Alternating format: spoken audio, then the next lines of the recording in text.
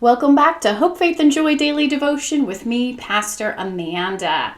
Today, we are beginning with Daniel chapter 7. It is that point in the book of Daniel where we go from the king's visions to Daniel's visions or his dreams. These dreams are what relate us to Revelation in the New Testament because it is apocalyptic literature, meaning it looks towards the end of the world. Let's begin by hearing chapter 7.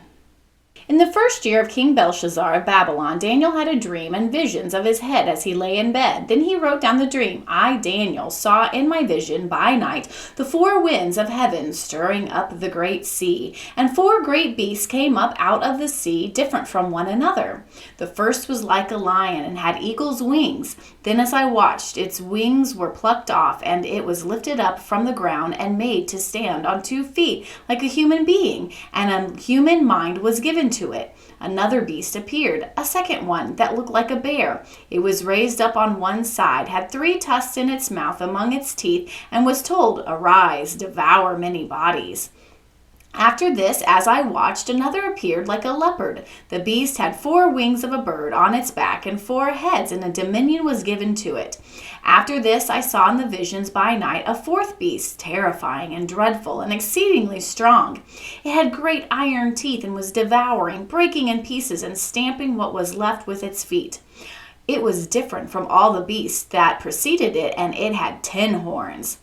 I was considering the horns when another horn appeared, a little one coming up among them. To make room for it, 3 of the earlier horns were plucked up by the roots. There were eyes like human eyes in this horn, and a mouth speaking arrogantly.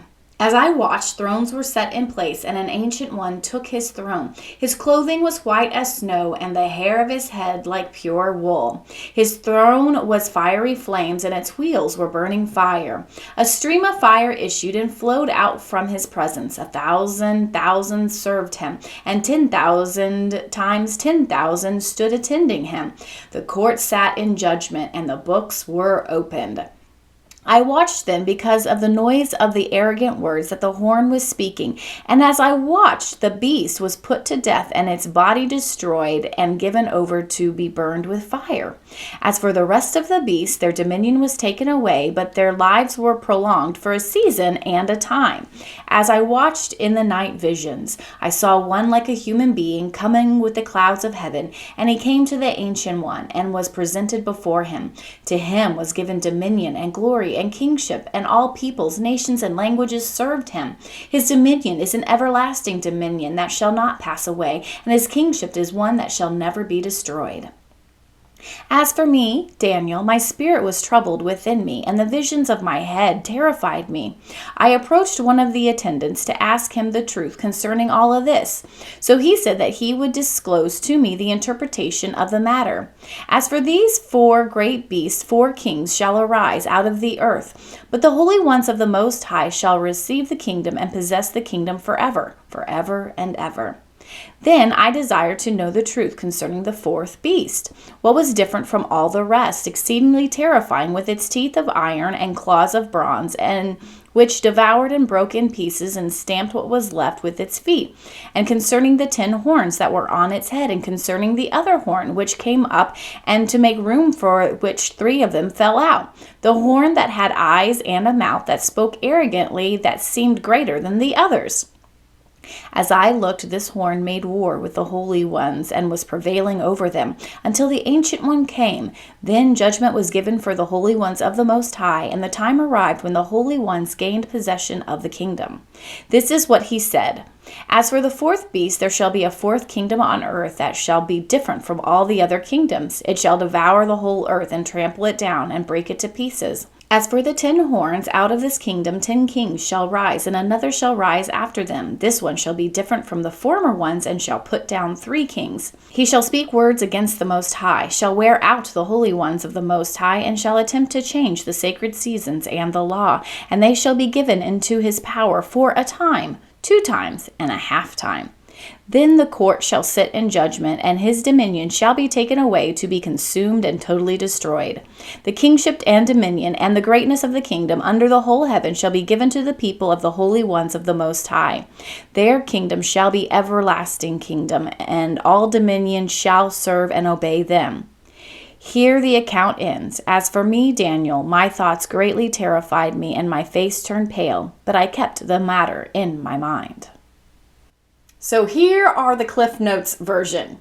Kingdoms will come, but God will remain steadfast. In the end, God's kingdom will reign.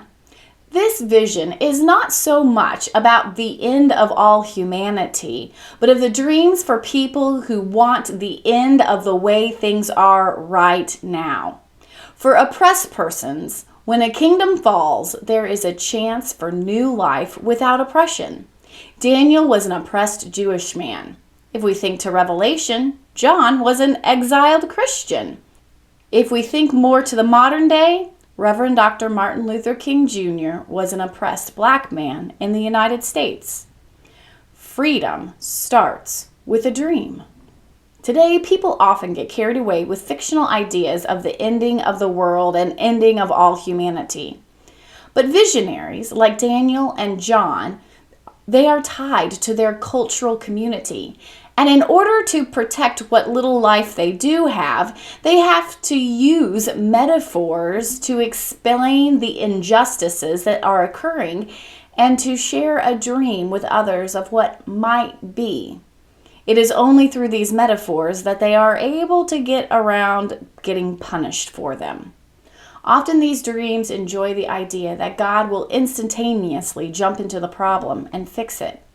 And yet, though this rarely happens, these dreams spark something inside of the people that they are given to.